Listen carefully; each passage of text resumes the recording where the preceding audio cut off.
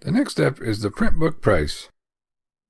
Since there are inherent costs involved in creating a printed book, you are unable to list print books for free.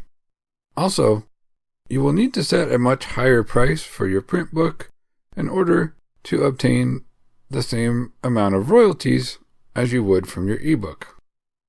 So keep that in mind when you select a price for your print book. Draft2Digital will automatically show you your projected royalties based on whatever price you enter into the box.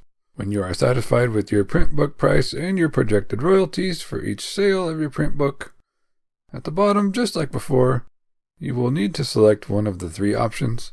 Most likely, I am the original creator of this content.